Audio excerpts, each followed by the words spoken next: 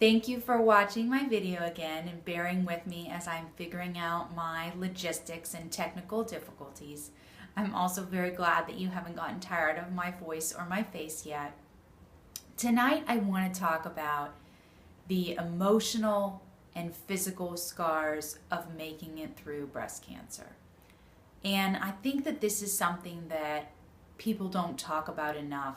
I know that I heard a little bit about the depression that can come after chemotherapy, but I didn't really see a ton of information or insight about how people react once your initial treatment is done.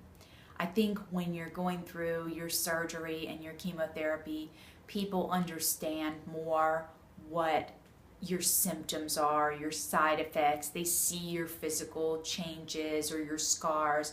It's a little bit easier for people to understand that this is a specific point in time that you're going through. And it made me think about this when I went back to work after Christmas, after my chemotherapy was over, and someone asked me and they said, "So you're done?" And I realized that it was a really hard question for me to answer. That yes, I'm done with chemotherapy. Yes, my first major surgery is done.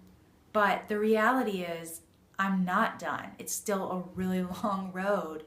And it's really hard to try and jump back in to your old normal when you still have all of this baggage that you're carrying with you, both physically and emotionally.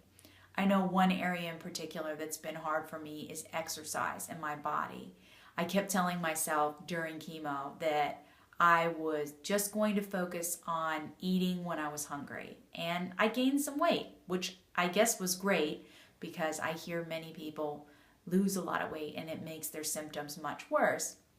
But now I'm ready to try and lose that weight and eat healthier and exercise more.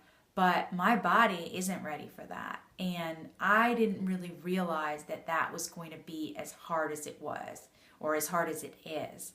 And I'm having to take it really slow and do baby steps and try to get back into exercising slowly because my body hurts.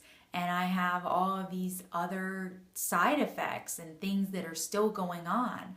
I'm still on medication that makes me be in menopause and have menopausal symptoms.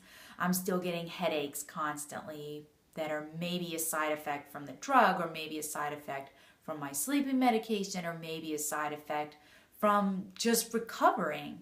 And I have another surgery coming up in 2.5 weeks. And the fact that I'll be on hormone blockers for the next 3 to 5 years. And I have another targeted therapy treatment that will continue through next September. So there's really still so much going on that it doesn't really feel like it's over. I know that I've made it past this big hurdle, but I think people don't really realize that it's such a process going through your treatment and your recovery. And I just think that we should bring light to this as cancer patients, both for our own community of patients and survivors, and also for our partners and our friends and our family that haven't been through it and don't know and don't understand. So I think the more that we can talk about it and realize that this is normal and it's okay to have emotional scars and be depressed. It's okay to have fears about the future. It's okay to not be able to exercise at the level that you could before treatment. All of that is normal. Every patient or survivor that I've talked to has gone through this exact same experience. So I think the more we can talk about it, the more we realize that it's normal, and our friends and family and caregivers can be more sympathetic and understanding and supportive during this recovery time. And who knows what the future will hold, and who knows what will be next. But the important part is just realizing that it's a journey, and I'm going to take it one step at a time and just accept where I'm at that moment and be okay with that.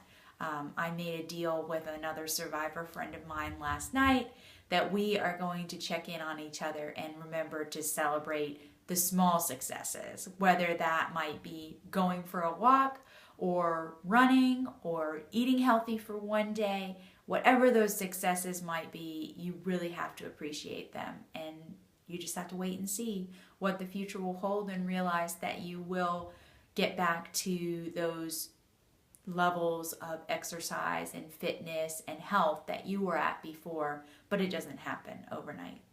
So just remember that, and it all takes time.